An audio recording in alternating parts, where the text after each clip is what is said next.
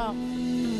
Selamat datang di minggu yang kedua pada bulan April 2016. Kita sudah masuk pada trimester yang kedua dari seluruh tema satu tahun. Satu tahun temanya The Messenger, dan trimester yang pertama kita sudah selesai dari Januari sampai Maret kemarin, The Message of Hope. Bapak Ibu Saudara yang tidak mengikuti mungkin karena absen, karena ada keperluan satu dan lain hal, kami sangat mendorong Bapak Ibu Saudara untuk bisa memiliki rekaman-rekaman tersebut ya, supaya saudara bisa dapat gambar besarnya dari seluruh visi yang Tuhan taruhkan sepanjang tahun 2016 melalui gereja ini. Dan jangan sampai Bapak Ibu Saudara, karena khotbah-khotbah di gereja kita ini sudah masuk ke YouTube dan didengar oleh seluruh dunia. Jangan sampai orang lain lebih tahu dari saudara sebagai tuan rumah di tempat ini. Amin. Mari kita mau terus bangun kehidupan kita. Nah, minggu ini pada minggu yang kedua bulan April kita masuk kepada The Message of Truth. Ya, minggu pertama kemarin Pastor Ari sudah meletakkan satu fondasi bagaimana hari-hari ini di dunia ini sudah terjadi pergeseran.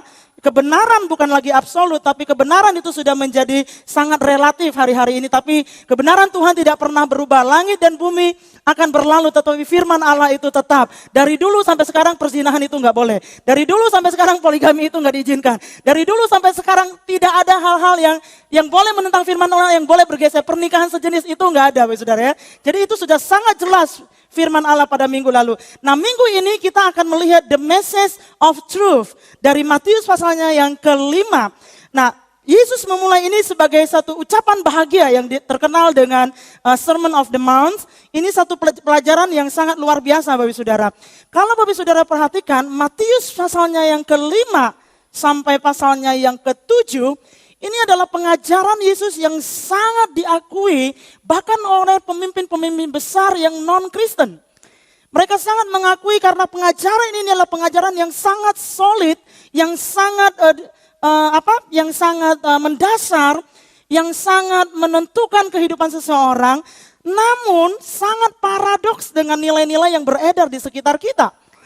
Apa yang Yesus ajarkan di Matius pasal 5 sampai pasal 7 ini seringkali bertentangan dengan bahkan logika kita. Dengan kebiasaan-kebiasaan yang ada di masyarakat kita. Mana ada sih orang tampar kiri kasih pipi kanan gitu ya. Mana ada sih orang memberi lebih berbahagia daripada menerima. Semua orang juga berbahagia untuk menerima. Yang percaya katakan amin. Tuh kan, benar kan?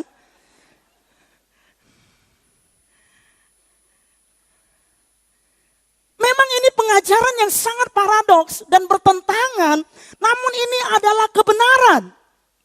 Matius pasal 5 sampai 7 merupakan aturan main, merupakan hukum, bahkan beberapa penulis scholars mengatakan bahwa ini adalah konstitusi kerajaan sorga.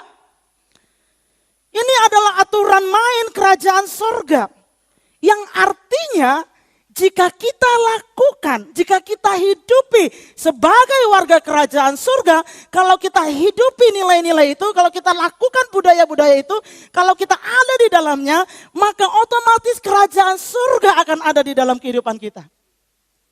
Kalau negara kita ada undang-undang dasar 1945, ada konstitusinya. Ya, setiap warga negara wajib untuk melakukan itu. Demikian juga dengan kerajaan surga. Kalau saya mau mengalami surga, maka saya harus menghidupi konstitusi itu. Nah, ini yang Yesus mengajarkannya kepada kita melalui Matius pasal yang kelima. Kita akan mulai dari ayat yang pertama sampai ke-13. Yesus memulai dengan pengajaran tentang bahagia, blessedness. Bagaimana kita bisa menjadi bahagia. Nah, kita tahu Bapak Ibu Saudara, ada banyak kejadian di sekitar kita itu membuat feeling atau perasaan bahagia itu punya definisi yang berbeda-beda sampai akhirnya kita bingung, apakah itu disebut bahagia? Ya, tadi pagi saya juga ceritakan ini, lagi ngobrol sama Pastor Arif hari Jumat sore. Pastor Arif cerita bahwa satu kali beliau sama Ibu Gembala ada di mobil katanya, dan hujan besar dan lightning di mana-mana, dan mereka aman karena mobilnya itu tertutup, ada AC di dalamnya, menikmati Bapak Saudara ya. Tapi di sebelah mobil itu ada pick up katanya yang mungkin kondisinya nggak terlalu baru sehingga mungkin nggak ada AC di dalamnya dan lain sebagainya. Tetapi orang yang ada di dalam mobil itu juga bisa ketawa-tawa, saudara. Anehnya yang duduk di dalam Mercy, yang duduk di dalam mobil-mobil yang mewah, kadang-kadang nggak bisa ketawa. Jadi yang bahagia itu yang mana sebenarnya? Bahagia menjadi begitu relatif dalam definisi yang ada di dalam dunia ini, saudara. Ada orang tinggal di rumah mewah, tapi nggak tegur sapa satu dengan yang lain. Orang tua marah sama anak, anak curiga sama orang tua, dan lain sebagainya. Tapi ada anak-anak dan orang tua yang tinggal di rumah yang sangat sederhana, mereka bisa bercanda walaupun dalam keadaan bencana, saudara. Bulan lalu saya ceritakan bahwa ada salah satu jemaat di Bogor Selatan di Lawang Gintung mengalami banjir dan itu lumpur di rumahnya hampir 3 cm. Kita datang bantu untuk kerukin lumpurnya malam minggu waktu itu. Saudara, dan ketika kita sedang bekerja, ada tim yang beberapa anggota life group datang dan untuk membantu supaya pekerjaan itu bisa lebih cepat. Anak ibu yang mengalami ini SMP kelas 1, saya nggak tahu ada di sini apa enggak. Dia bilang gini, seru ya Maya, ada yang bantuin katanya. Di tengah-tengah bencana loh, bisa seru. Yang herannya yang tinggal di rumah mewah nggak bisa seru. Jadi bahagia itu yang seperti apa Bapak Saudara yang kasih dalam Tuhan. Nah ada banyak definisi dan quotes yang saya lihat dan baca beberapanya. Ada satu quotes mengatakan, the happiest people don't have the best of everything. They just make the best of everything. Orang yang paling bahagia enggak memiliki segala sesuatu yang terbaik. Tapi mereka hanya membuat yang terbaik dari segala sesuatu. Dia enggak punya suami yang terbaik. Dia enggak punya rumah yang terbagus. Dia enggak punya mobil yang termewah. Tapi mereka cuma menikmati apa yang ada dan mereka bikin itu jadi terbaik. Walaupun naik angkutan umum tapi dia jaga kebersihannya. Walaupun naik angkutan umum tapi dia antri. Dia rapi, dia tertib. Dia bikin segala sesuatu yang ada di lingkungan itu menjadi yang terbaik, saudara. Walaupun istrinya bawel, dia jadiin istrinya yang terbaik. Dia gak ceritain kemana-mana. Istri saya tuh bawel. Kalau belanja mah habis udah. Mau kasih berapa juga habis. Enggak, dia bikin istrinya istri yang terbaik, saudara. He make the best of everything. Ada satu kisah yang sangat mengharukan, ya, yang saya baca beberapa waktu yang lalu. Kisah seorang pemulung tua, Bapak Saudara.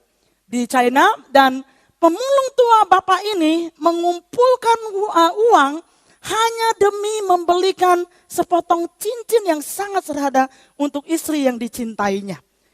Dan dia ngumpulinnya tuh nggak cepet Bapak Saudara, 70 tahun. Pemulung mengumpulkan uang sedikit demi sedikit supaya bisa membahagiakan istrinya untuk bisa memiliki sebuah cincin. Saya nggak jelas cincinnya bentuk apa, tapi akhirnya mereka pergi ke toko perhiasan dan suaminya ini membelikan dan istrinya begitu bahagia. Tapi ada orang punya diamond 84 karat. Berapa tuh 84 karat? Saya pernah lihat di Istanbul, ada Ottoman punya soalnya di museum. 84 karat, belum tentu dia bahagia. Jadi apa pengertian bahagia? Nah bahagia definisi dunia membuat kita menjadi semakin bingung hari-hari ini. Sometimes the happiest people you know are the saddest people you will ever meet. Kadang-kadang hari ini saya lihat dia bahagia banget. Aduh dia kayaknya ya dapat suami muda gitu ya. Memang dia wanita yang paling berbahagia. Besok saudara lihat ada biru di sini karena ditonjok. Dia wanita yang paling, enggak ada sebelah sini, di sini deh. Dia wanita yang paling sedih di atas muka bumi ini dapat suami model kayak begitu. Loh kemarin katanya bahagia, sekarang kayak begini saudara.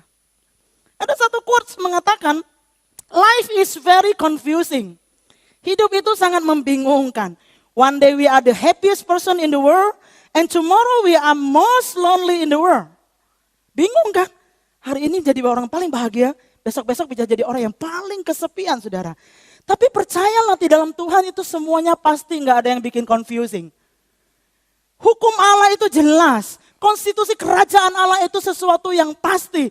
Oleh sebab itu pada pagi hari ini kita mau melihat what really can create blessedness. Apa yang sesungguhnya bisa menciptakan rasa bahagia, feeling, kebahagiaan di dalam diri saudara. Nah, seringkali kita datang kepada service center gitu Bapak Saudara ya. Kalau kita punya produk tertentu, kalau rusak pasti kita cari service center untuk produk itu. Kadang-kadang merek-merek tertentu harus ke tempat itu. Kenapa? Karena dia yang tahu apa yang rusak sehingga itu bisa menjadi lebih baik dan berfungsi dengan baik. Demikian juga dengan Tuhan. Karena Kejadian 1 ayatnya yang ke-27 mengatakan Tuhan menciptakan manusia. Ya, dia membuat sampai sedetail-detailnya yang ada di dalam diri kita, dia yang menciptakannya. Ya, saya suka dengan tulisan Max Lucado, dia katakan, kamu tuh bukan sebuah kecelakaan. Walaupun ada yang lahir mungkin karena kecelakaan orang tua, You are not the accident. Kita bukan ada karena sebuah kecelakaan atau sebuah revolusi. Bukan juga sebuah produksi massa. Barang-barang yang diproduksi secara massa itu biasanya kualitasnya kadang-kadang tidak terkontrol. Max Lucado bilang, kamu tuh bukan produksi massa, kamu tuh bukan hasil produk massa. Tapi kamu adalah sebuah produk yang sengaja dirancang. Sengaja dirancang. Dengan bakat yang khusus, dengan penuh cinta ditempatkan di bumi oleh pengrajin agung yaitu Tuhan Pencipta. Oleh sebab itu, kalau kita ada masalah di dalam kehidupan kita, kalau kita ada pergumulan di dalam kehidupan kita, kalau kita tidak menemukan kebahagiaan di dalam kehidupan kita, maka dialah yang paling tahu apa yang akan membuat kita bahagia. Oleh sebab itu tidak salah kita datang kepada firman Allah. Apa sebenarnya? Nah, pertanyaannya apakah kita percaya kepada perkataan Yesus yang saya bilang tadi kadang-kadang paradoks dengan keadaan di sekeliling kita. Apakah kita percaya dengan kebenaran itu? Yang seringkali kontradiktif dengan apa yang kita mungkin diajarkan secara tradisi, kita mungkin diajarkan oleh ilmu pengetahuan, itu kontradiksi. Nah, Yesus mengajarkan secara khusus kepada murid-muridnya dalam Matius pasalnya yang kelima, ayat 1-12, kita akan mulai dengan ayat-ayat ini. Ketika Yesus melihat orang banyak itu, naiklah ia ke atas bukit, dan setelah ia duduk, datanglah murid-muridnya kepadanya. Maka Yesus pun mulai berbicara dan mengajar mereka, katanya, berbahagialah orang yang miskin di hadapan Allah, karena merekalah yang empunya kerajaan surga. Berbahagialah orang yang berduka cita, karena mereka akan dihibur. Berbahagialah orang yang lemah lembut, karena mereka akan memiliki bumi. Berbahagialah orang yang lapar dan haus akan kebenaran, karena mereka akan dipuaskan. Berbahagialah orang yang murah hatinya, karena mereka akan beroleh kemurahan. Berbahagialah orang yang suci hatinya, karena mereka akan melihat Allah. Berbahagialah orang yang membawa damai, karena mereka akan disebut anak-anak Allah. Berbahagialah orang yang dianiaya oleh sebab kebenaran, karena merekalah yang empunya kerajaan surga. Berbahagialah kamu jika karena aku kamu dicela dan dianiaya, dan kepadamu difitnahkan segala yang jahat. Bersukacitalah dan bergembiralah, karena upahmu besar di sorga, sebab dengan demikian juga telah dianiaya nabi-nabi yang sebelum kamu. Nah, Bapak Saudara, ada 12 ayat yang Yesus mulai untuk mengajarkan kepada murid-muridnya, walaupun pada waktu itu tanpa sengaja didengar oleh ribuan orang yang ikut bersama-sama dengan Yesus pada waktu itu. Nah, kalau kita lihat ayat-ayat ini Bapak Saudara, maka bisa disimpulkan satu kesatuan. 8 ucapan bahagia, kalau kita hitung memang ada 9, tapi beberapa scholars menyatukan yang ke-8 dan ke-9 itu menjadi satu kesatuan, maka kita menemukan bahwa ada 8 ucapan bahagia, tapi satu kesatuan seperti gambar berikut ini. Ada yang lapar? Berbahagialah, mulai ayat yang ketiga itu ungkapan bahagia yang pertama. Berbahagialah orang yang miskin di hadapan Allah, karena mereka yang empunya kerajaan surga. Dan kalau saudara baca 12 ayat tadi, maka kita akan menemukan di ayat yang ketiga ungkapan bahagia yang pertama dan ungkapan bahagia yang terakhir itu upahnya adalah mereka lah yang empunya kerajaan surga. Perkataan ini kita nggak ketemu di ayat-ayat di antara itu. Ya. Nah, jadi artinya apa? Kalau kita makan roti ini, yang atas dan yang bawah, maka kita dapat yang tengahnya. Artinya kalau kita memiliki kerajaan surga di dalam kehidupan kita, akibat dari konstitusi kerajaan surga Allah yang kita hidupi, maka bonusnya adalah ini. Mereka akan dihibur, mereka memiliki bumi, mereka dipuaskan, mereka beroleh kemurahan, mereka melihat Allah, mereka disebut sebagai anak-anak Allah, saudara.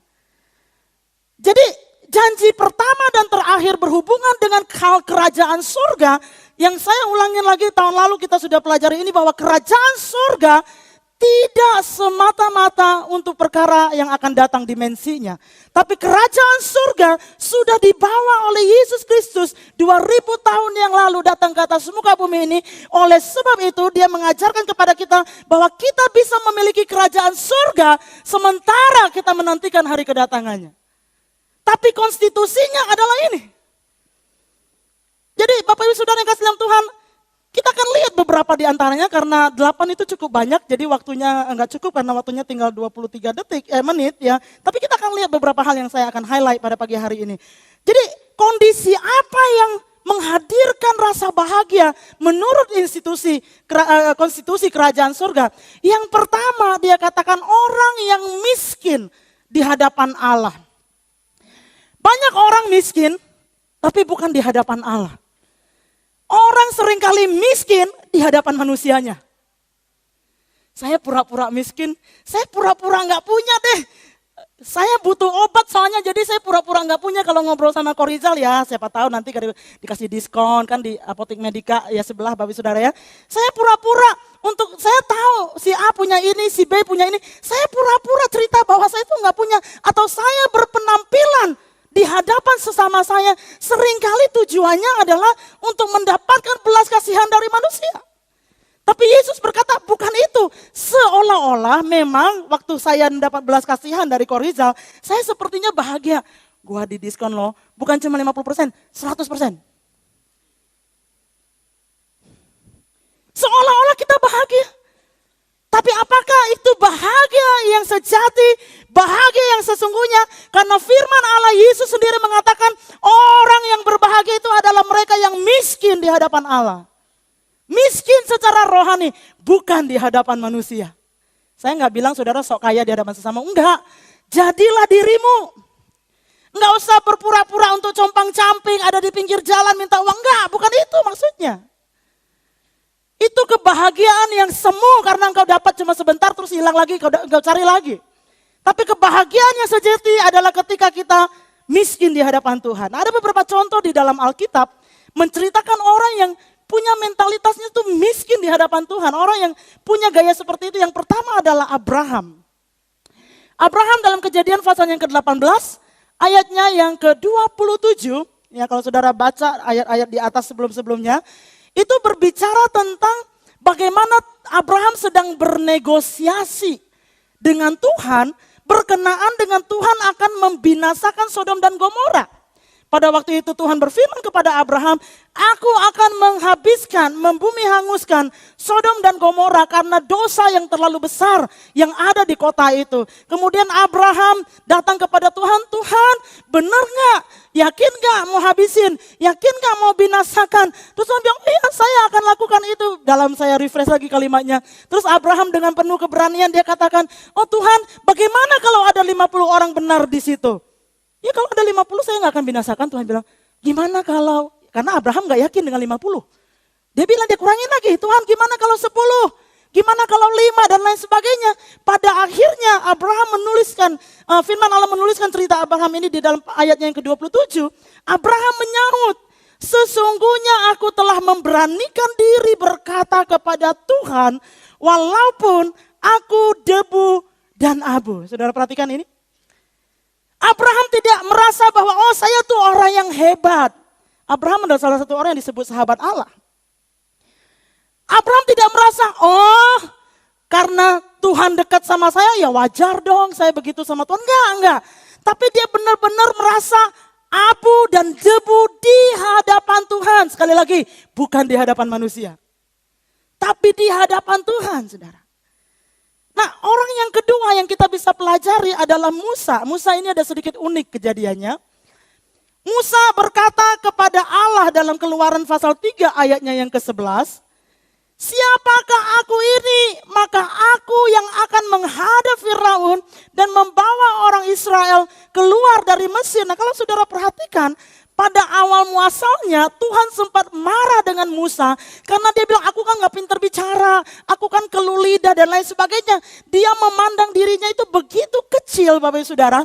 Nah tapi waktu Tuhan marah pada pasal yang keempat kepada Musa, Tuhan marah bukan karena Tuhan senang dengan Abraham yang sangat rendah diri. Tuhan marah sebenarnya karena Musa adalah orang yang tidak percaya kepada Tuhan yang mengutusnya. Tuhan marah pada waktu itu karena Tuhan melihat Musa ini punya low self esteem yang sangat parah, orang yang sangat minder Bapak Ibu Saudara.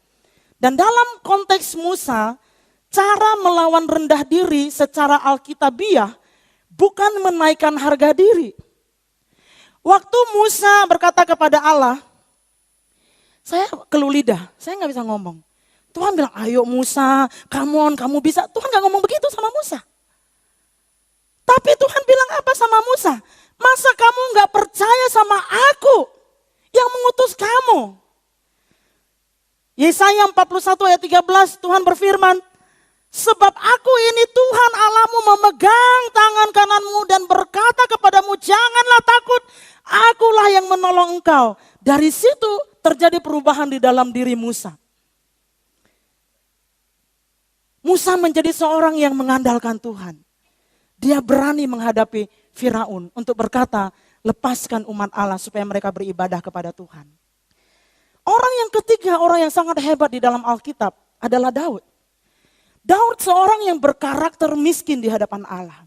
Padahal dia punya segala-galanya. Mazmur 51 ayat-ayat yang sangat terkenal bagaimana ketika Daud melakukan dosa, perzinahan, kemudian Nabi Nathan datang menegur dia. Ini tulisan Daud ayat yang ke-18. Dia katakan, sebab engkau tidak berkenan kepada korban sembelihan, sekiranya ku persembahkan korban bakaran, engkau tidak menyukainya.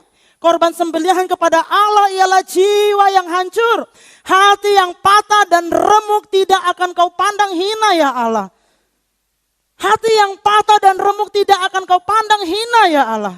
1 Tawarik pasalnya 9:14 menuliskan, sebab siapakah aku ini? Daud berkata, dan siapakah bangsaku? Sehingga kami mampu memberikan persembahan sukarela seperti ini. Sebab daripada mula segala-galanya dan dari tanganmu sendirilah persembahan yang kami berikan kepadamu. Bapak Ibu Saudara yang dikasih dalam Tuhan, ini mentalitas yang kita harus punya sebagai umat pilihan Tuhan. Walaupun kita bisa, walaupun mungkin kita mampu, tapi kita tetap mau selalu datang ke hadapan Tuhan. Bahwa Tuhan, aku bisa karena Engkau. Semua ini datang padamu. Aku bisa memberi untuk pekerjaan Tuhan, itu pun karena Tuhan. Saya bisa melayani, itu pun karena Tuhan. Nah, orang-orang yang merasa miskin di hadapan Tuhan adalah orang-orang yang selalu merasa tidak berdaya tanpa Tuhan.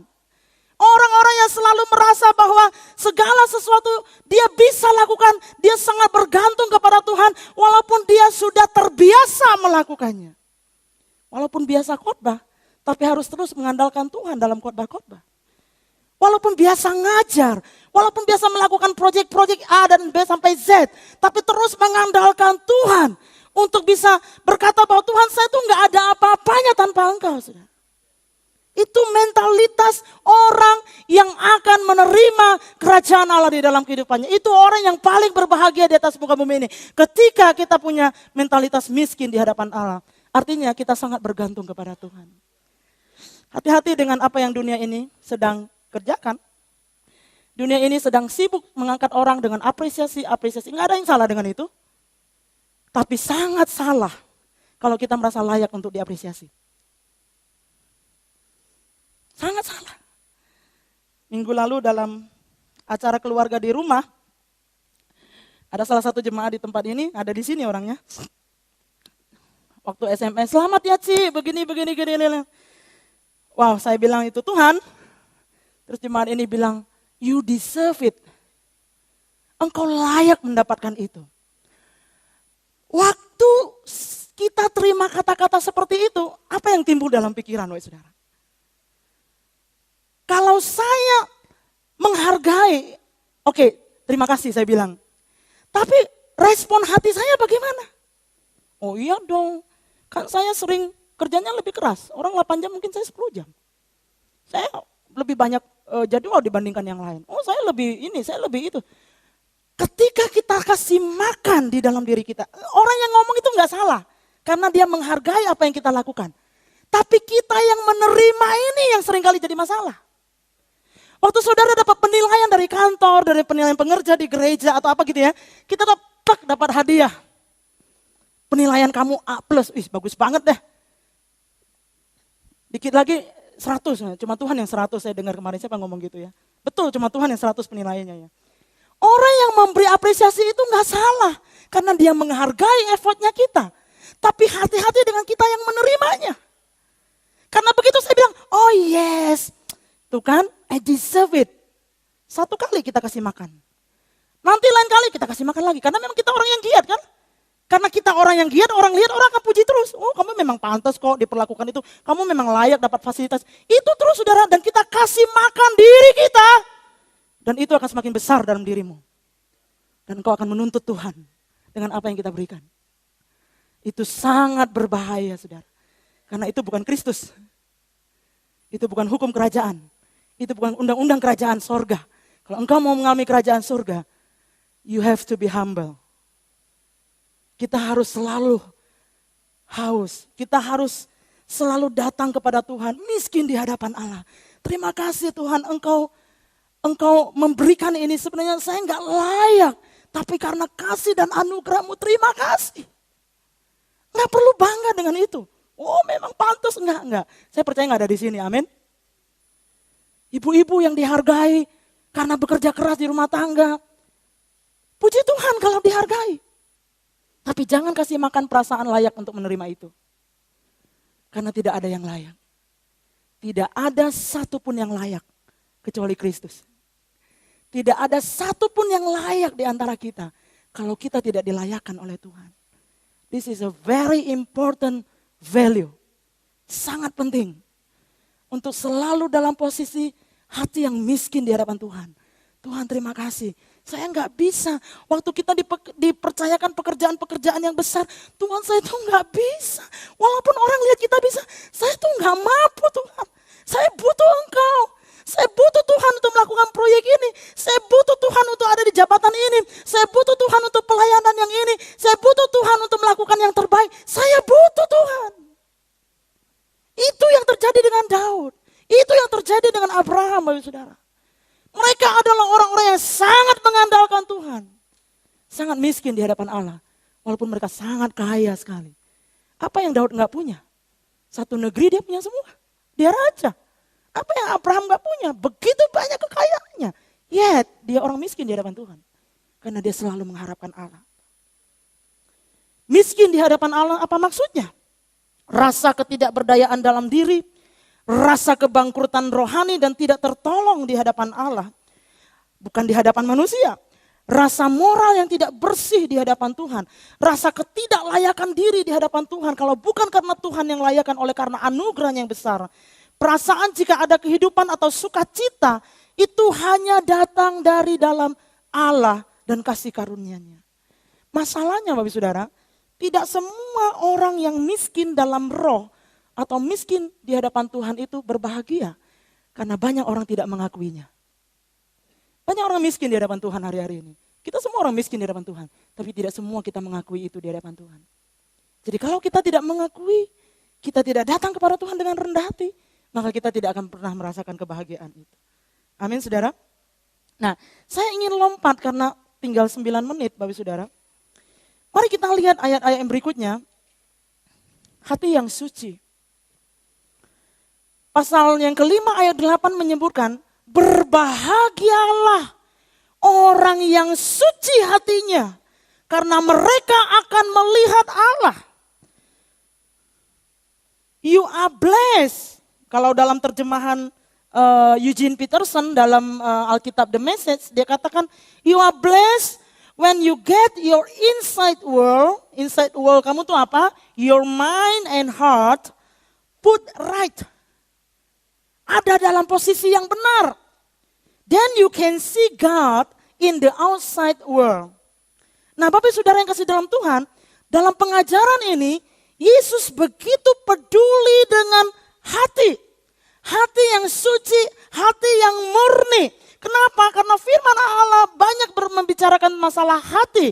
Hati adalah sumber kehidupan. Matius 15 ayat 19 berkata, karena dari hati timbul segala pikiran jahat dan pembunuhan, perzinahan, percabulan, pencurian, sumpah palsu dan hujat, itu semuanya berawal dari hati. Makanya kalau hatinya tidak right, tidak ada dalam posisi yang benar, enggak mungkin lihat Allah. Daud menuliskan di dalam Mazmur 24 ayat 3 dan 4, dia katakan, siapakah yang boleh naik ke atas gunung Tuhan? Artinya bertemu dengan Tuhan, tinggal di sini. Siapakah yang boleh berdiri di tempatnya yang kudus? Orang yang bersih tangannya dan murni hatinya, yang tidak menyerahkan dirinya kepada penipuan dan tidak bersumpah palsu. Tidak menipu dan tidak bersumpah palsu. Mungkin kita bilang gak pernah tuh saya sumpah palsu. Apalagi kalau udah taruh Alkitab di sini, gak berani saya. Kalau gak ada Alkitab berani gak? Udah ditaruh Alkitab aja kadang-kadang masih berani kok. Tapi masalahnya, saya gak pernah nipu. Berarti hati saya bersih dong. Nipu yang ketahuan mungkin gak pernah. Nipu yang gak ketahuan? Kadang-kadang udah ketangkep bahasa aja gak ngaku Bapak Saudara. Satu hari saya main ke rumah Korizal sama Ci Imel. Saya ini penggemar pajangan. Bukan pengumuman, bukan. Saya penggemar pajangan yang kecil-kecil gitu Bapak Saudara ya. Terus saya lihat ada ini. Di rumah Korizal dan Ci Imel. Satu hari saya ke sana, lupa kan? Ya, gak apa-apa lupa. Jadi saya lihat ini Bapak Saudara, bagus banget. Saya tahu ini datangnya dari mana. Ini adalah replika pelita zaman Nazaret 2000 tahun yang lalu. Ini dibikinnya di Nazaret. Ada satu daerah di Israel namanya Nazaret Village. Kampung Nazaret, bukan kota Nazaret. Kalau kota Nazaret banyak orang pergi. Tapi kampung Nazaret itu sangat langka. Orang pergi karena baru buka tahun 2000 kemarin. Jadi di situ adalah satu museum terbuka, open air museum. Dan di situ kita bisa lihat pola hidup, cara tenun, cara asah batu, asah pisau dan lain sebagainya. Banyak kehidupan zaman Yesus, orang pakai sandalnya begitu, ayunannya, mainannya, pancinya dan lain sebagainya itu ada di situ semua Bapak Saudara. Saya tahu kok Rizal dapat ini dari sono. Tapi hari itu pajangannya tuh persis di pinggir gini Bapak Saudara. Pinggir meja. Ya kan? Karena saya demen banget Bapak Saudara, saya pura-pura jalan terus saya senggol, jatuh, saya ambil begini. Kelihatanlah sama Korizal kan? Pengen yo katanya gitu kan? Enggak sih kok, tadi tuh hampir jatuh, saya cuma pungutin aja, takut kalau jatuh kan pecah sayang ya, jauh-jauh gitu kan ya. Saya nipu. Impurity heart. Kenapa? Karena saya sebenarnya mau nyuri tadinya. Loh, bapak-bapak jangan ketawa. Kalau lagi ke mall, begitu ada yang lewat, set gitu ya, set gitu lihat, ada yang dilihat sebenarnya, yang ya bentuknya agak sedikit berbeda gitu ya. Tuh lihat apa tuh kata si ibu. Enggak, itu tadi pajangannya bagus banget tuh tadi di situ. Pajangan, padahal yang berjalan dia bilang pajangan. Itu impurity heart. Itu sangat dalam Bapak Saudara. Bohong yang disimpan, yang dikasih makan terus, lama-lama akan menjadi besar. Dan Tuhan bilang, kalau kita punya gaya hidup seperti itu, we will not see God. Kita gak akan lihat Tuhan. By the way, ini punya saya, bukan punya Korizal, saya cuma ngarang cerita. Jadi Bapak Saudara yang kasih dalam Tuhan, jaga hati kita dengan segala kewaspadaan. Karena tanpa itu kita gak bisa melihat Tuhan. Saudara. Apa yang dimaksud dengan melihat Tuhan? Banyak orang Kristen tapi gak bisa konsentrasi berdoa. Gak bisa. Saya pernah dulu di live, dulu bertahun-tahun yang lalu. Ada seorang bapak datang sama saya, terus dia bilang gini, Yohana, saya tuh gak bisa konsen kalau berdoa. Begitu merem, aduh yang datang tuh macam-macam. Why? Karena impurity heart. Hati itu mesti jaga. Karena firman Allah berkata, orang-orang yang suci hatinya, orang-orang yang tulus dan bersih hatinya, dia bisa melihat Allah. Gak bisa menyembah Tuhan, gak bisa konsen. Kenapa? Karena hatimu ada yang lain. Hatimu gak tertanam dalam hubungan Tuhan. Melihat Allah berarti akan kagum pada kemuliaan Allah. Kemuliaan Allah di akhir zaman bukan lagi hanya datang dari ciptaan-ciptaannya. Tapi kemuliaan Allah di akhir zaman menjelang kedatangan Yesus adalah kehidupan saudara dan kehidupan saya. Kita akan terkagum, aduh Tuhan luar biasa hari ini ya. Aduh Tuhan luar biasa. Kita melihat kemuliaan Allah setiap hari. Kuncinya adalah jagalah hati itu. Purity heart, hati yang suci dan hati yang bersih. Yang berikutnya firman Allah mengajarkan tentang Berbahagialah orang yang membawa damai, karena mereka akan disebut anak-anak Allah. Yang membawa damai. Bukan cuma datang bawa pisang goreng, orang lagi butuh pisang goreng. Ya, itu bisa menjadi jawaban. Tapi dalam perkataan kita, kadang-kadang tanpa sengaja kita sedang menghasut untuk perpecahan. Kita sedang menghasut orang untuk tidak taat. Kita sedang menaburkan kebencian. Lihat tuh Pastor Arif. Itu kan gayanya kayak begitu. Gimana tuh? Gereja mah gak bisa dipimpin sama orang muda. Itu menghasut, saudara. Firman Allah katakan berbahagialah orang yang membawa damai. Apakah perkataan kita mendamaikan orang? Apakah perkataan kita membuat hubungan orang itu tambah bagus? Atau kita adalah orang yang suka jadi kompor hidup, ada di mana-mana. Tuh kan, makanya saya bilang apa? Dia mah gak pernah bisa maafin kamu tuh. Itu kompor itu, Bos. Hati-hati. Apakah saudara dan saya kita rindu disebut sebagai anak-anak Allah? Jadilah orang-orang yang membawa damai. Saya tutup dengan yang ke-8 ini. Orang yang berbahagia adalah orang yang dianiaya karena kebenaran. Ayat 10, 11, 12. 10 katakan berbahagialah orang yang dianiaya oleh sebab kebenaran, karena merekalah yang empunya kerajaan surga. 11 berkata, berbahagialah kamu jika karena aku yang adalah kebenaran itu, kamu dicela, kamu dianiaya, dan kepadamu ditimpakan, difitnahkan segala sesuatu yang jahat. Ada beberapa di antara kita mengalami aniaya secara secara moral, mungkin enggak secara materi. Tapi mendapat tekanan karena iman percaya kepada Yesus. Tapi ada juga orang yang tenang-tenang aja, dia dibaptis juga gak masalah kan. Tapi ada orang yang mengalami tekanan. Kita mungkin masih jauh dari aniaya yang kita lihat bagaimana. Kalau saudara baca di persecution.com itu ada banyak aniaya-aniaya yang terjadi. Beberapa tahun yang lalu kita dengar kejadian bagaimana anak-anak Kristen Nigeria yang diculik oleh Boko Haram 200 orang lebih. Anak-anak itu berita terakhirnya adalah dikawinin, dihamilin supaya mereka memproduksi anak-anak cowok untuk bisa bergabung dengan Boko Haram. Nah, mungkin kita nggak menghadapi hal yang sampai seberat itu Bapak Saudara. Tapi sebenarnya apa yang dituliskan oleh Paulus ini yang sangat penting Bapak Saudara. Paulus menuliskan dalam 2 Timotius pasal 3 ayatnya yang ke-12. Dia katakan memang setiap orang, bukan sebagian, bukan cuma pendeta toh atau pengerja toh, enggak. Setiap orang yang mau hidup beribadah di dalam Kristus Yesus akan menderita aniaya. Setiap orang. Saya waktu renungkan ayat ini saya menuliskan kekristenan tanpa aniaya itu mustahil. Enggak akan ada. Saya mau jadi orang Kristen tapi saya enggak mau aniaya. Enggak ada Bapak Saudara. Karena setiap orang yang mau hidup beribadah di dalam Kristus Yesus akan menderita aniaya. Mungkin aniayanya bukan diculik seperti cerita tadi menyeramkan gitu ya.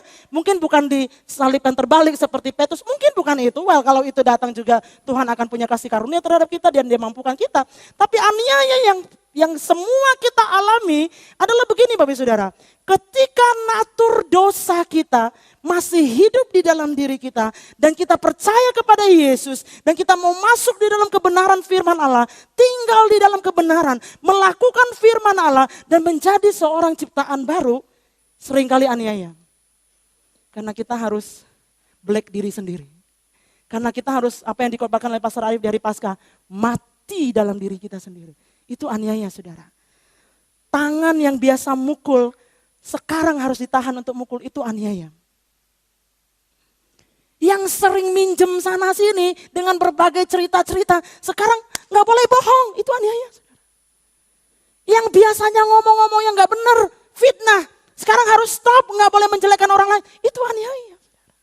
Tapi Tuhan berkata di dalam firman Allah pagi hari ini, berbahagialah jika engkau dianiaya karena kebenaran. Upahnya itu sangat besar, saudara. Upahnya adalah kerajaan sorga.